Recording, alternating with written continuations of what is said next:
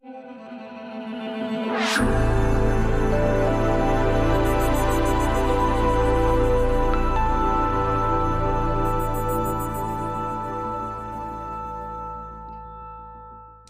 good morning and welcome to Christ Table. So glad that you are here with us this morning as we are continuing on in our study through Ancient Paths. My name is Kevin Young, and I have the privilege of serving here as lead clergy at Christ Table. If you'd like to find out more about us, you can, actually, as we're on that side, isn't it? You can go to that URL right there, www.christstable.today. And I encourage you while you're there to go ahead and sign up for the email list, because I have a big announcement, actually two big announcements that are coming out. Emails should go out today, so don't delay on getting there and doing that. If you'd like to find out more about this Bible study in particular, Ancient Paths, you can go to that URL, go.christstable.today/ancientpaths. And there you're going to find out information on the entire 6 weeks of the Bible study. We archive all of these on Twitter. We archive them on Facebook, on YouTube, so you can go back and participate in the ones that you've missed, or just start with us here where we are and continue going. 6 weeks looking at 6 spiritual practices from the early church. And we've been through, actually, we're in the 5th one right now. So we've been through prayer, saints, feasts, and fasts. We've been through creed, and now we are today talking about pilgrimage. And so if you go to that URL, you can download a PDF that'll give you all of the outline for that, as well as a study guide, a curriculum that's going to have extra questions every day for you to answer and go deeper if you want, or to utilize around the table with your family. It also gives some journal space for you to reflect. And this has been a really kind of cool study. And I'm really kind of sorry to see us being at the end of the runway on this one. But I think you're ready to take off. We've learned a lot through this journey, and it's been great to be along with you. And I'm talking like it's over. We've still got this week and next week before we bring this one in for a landing. So apparently it's all about the plane metaphors today. I don't know. So we're talking about pilgrimage this week, and the cool thing about pilgrimage is it's one of those spiritual practices that I think everybody kind of understands and is aware of, but maybe you've never actually taken a pilgrimage. But yesterday we talked through the fact that I think many of us, or maybe all of us, have actually done a pilgrimage. We just didn't know it. We maybe had it too narrowly defined. No, I've not ever gone to the Camino de Santiago. No, I've not ever taken a trip to Jerusalem or to the Holy Land. No, I've never gone to Mecca. I've never gone on a pilgrimage. Well, maybe you have in a different way. A pilgrimage is simply a journey to a destination of meaningfulness, of physical meaningfulness, of spiritual meaningfulness, something that resonates within you. There are some places like Holy Land that resonates within a lot of people. There are other places that may only resonate for you, a home church that you grew up in, or a special place maybe in the woods that you went to in adolescence or growing up, and you felt transcendence there. Grandparents' house and their land in Indiana, is that for me? And the hills of eastern Kentucky, where they came from, is that for me, where I feel the transcendence of family and relationships and kin. It's a place where the membrane or the barrier, the wall between this world and the other world, another reality, the supernatural, seems and feels to be especially thin. And so pilgrimage is your journey to get to that place. One of the things that you find, and we talked about this a little bit yesterday when we talked about pilgrimage, is that sometimes we're so focused on the destination, right? We're so focused on the getting there that we forget that really the transformation and the transcendence almost always happens in the journey. That is going to be the subtext of our text for today in Exodus chapter 13. We're going to be in verses 17 through 22. And just like yesterday, this is going to be a story that you are very familiar with. So why don't we just kind of jump in and see where it takes us. Make sure to get the right slide up here. Here we go.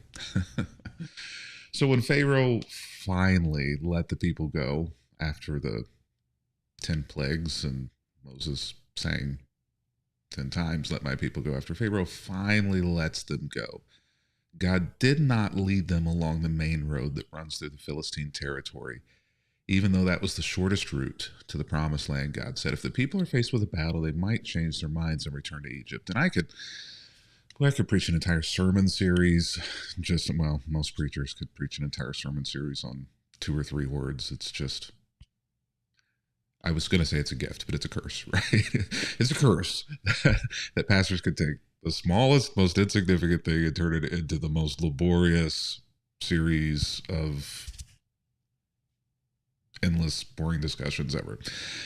But one of the things that I think is fascinating here is that the Israelites have to get from point A to point B. Point A is from where they are, and point B is to where they're going, right? They're going to a promised land, and they are about to make a pilgrimage, a place of physical significance, being a land of promise to them, a land of hope, a land that the stories say is flowing with milk and honey, which means that it's just overflowing with enough resources to not just let them survive, but to thrive. And how many of us want to be in a place where they're not just surviving, but they're thriving, right? And so this is a place of physical significance to them that they are looking at and saying, this is where we need to be. This is where we're called to be. But there's also a spiritual significance there as well. In the promised land, there are other promises spiritually about the blessings that are going to come, not just physically, but the blessings that are also going to come internally in the soul, spiritually, for them. But the path that they're going to take to get there is not going to be a straight line. The path that they're going to take to get there is going to be the most, can I just say, God, crazy, insane, neurotic, torturous, maddening path. Now, obviously, that happens whenever they get into the wilderness and they make some mistakes, and there's this tension that builds between them and God, and they own some of that difficulty of the journey to get to point B, to the promised land on their pilgrimage, right? But here at the outset, the path that they're going to take in their pilgrimage is not the path that they would have chosen, and not the path that anybody else would have chosen. So this is why I say that in a pilgrimage, it's not so much the destination that matters. The destination is simply the carrot that makes the journey happen. The power of a pilgrimage is on the journey, and the journey is never going to look like what you thought or think it's going to look like. If it's going to be transcendent, at least. Now, I am fully expecting for you to understand the metaphors that I'm saying here. I'm talking obviously about literal journeys in a metaphorical way, but you are going to take so many journeys in life towards destinations that you are called to or needful of going to. And the path that you're going to end up taking to get there, if it is a path where you are walking in lockstep with God, is not going to be the path that you would have chosen. And sometimes that path is going to be harder. But in the end, it will have been more needful. Why did they not take the shortest route? Well, didn't take them through the main road that led through Philistine territory, right? Because he knew that they may well encounter too many barriers along the way that they would have to try to break through, that they would not break through, that they would just turn around and go home. God says, I've got to take them on this path so that they don't give up. They're not going to understand it. They're not going to agree with it. It's not going to make any sense whatsoever when you're looking at the map from getting to here to there. But this is the one. This is the way. So God led them in a roundabout way. You know how this feels, right? This is the power of being on the right pilgrimage. God led them in a roundabout way through a wilderness. Do I even need to explain the metaphors here? You have lived this. You are living this.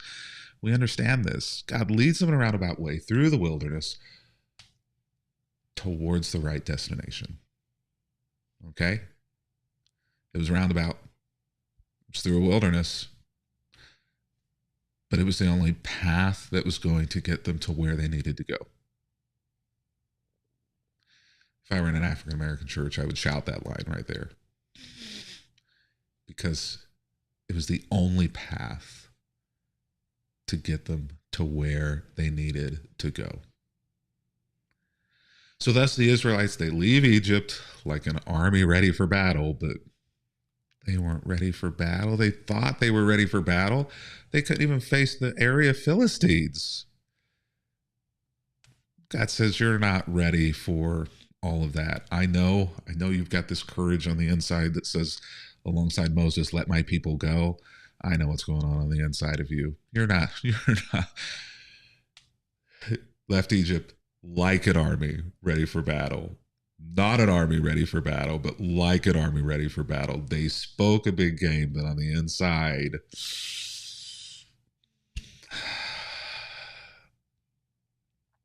they needed that pilgrimage. So Moses took the bones of Joseph with him, for Joseph had made the sons of Israel swear to do this. Again, another whole sermon about on your pilgrimage. You bring with you your past and those who have been a part of your journey. You can't leave it behind. You can't leave all of those people who make up who you are behind. So you bring them with you. You bring those bones with you. Sometimes those bones that you bring with you they're going to be heroes like Joseph. They're going to be people who are a reminder to you that you can do this, that you are a hero, that God loves you, and that a promise that God made to Joseph 500 years in the past is coming true. It may have taken 500 years, but God will come through. And he does. And you bring that with you on your pilgrimage out of Egypt. But some of those things that you bring with you are also cautionary tales. Some of the bones that you bring with you are from people and things from your past that you would much rather leave in Egypt. But you know what? The truth of the matter is they're part of who you are, and you would not have become the person who you are, who is willing to make this pilgrimage, without those cautionary tales also being a reminder to you that if you do not make this pilgrimage,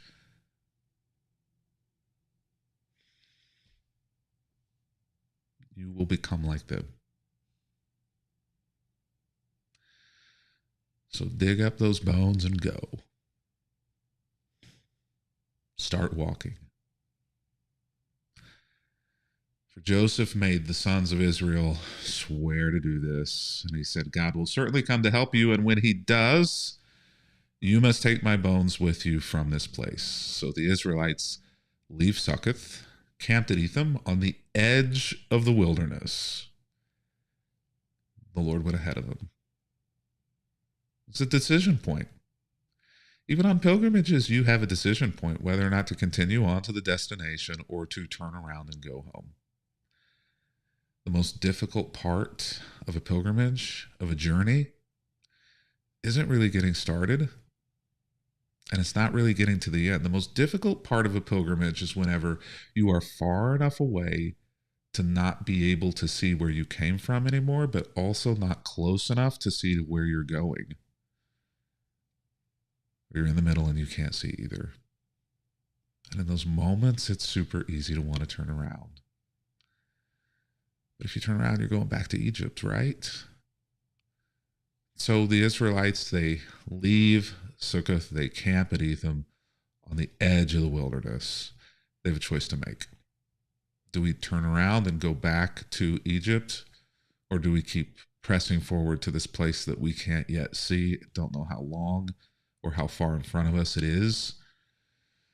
And I think that they were in danger of turning around, because it says here that the Lord now goes ahead of them.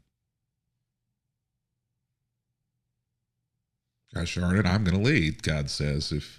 If there's this much danger, if you're in danger of turning around, well, let me step in and let me put feet falls in front of you so that you can place your shoes inside of them. Follow me.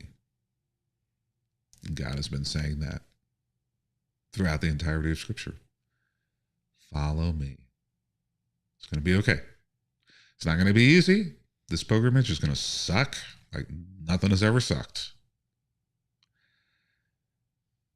But when you get to the destination, it's not going to be the destination that changes you. You're going to realize it was the journey itself, who you became along the path of pilgrimage.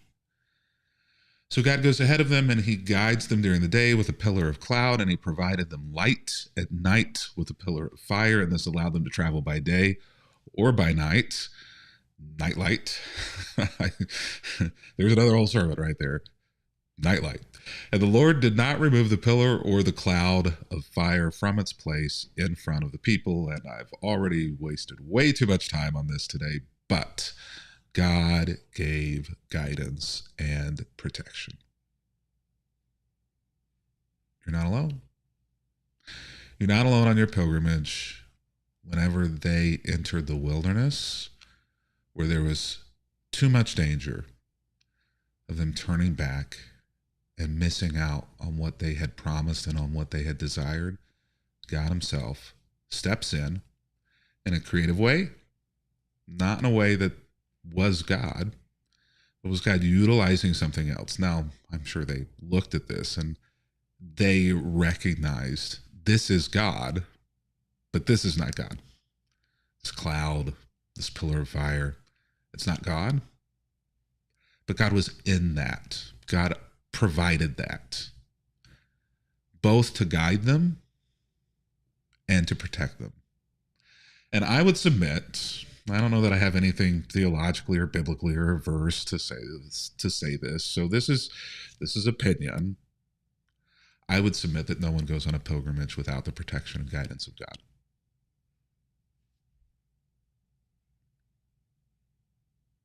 If you will open your eyes and see that it is there and recognize it as God's providence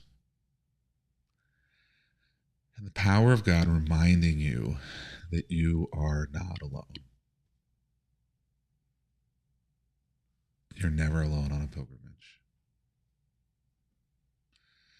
Well, that's all the time that we have for today. Glad that you're with us today. Looking forward to being back with you tomorrow as we continue on through the ancient path of pilgrimage. But until that time,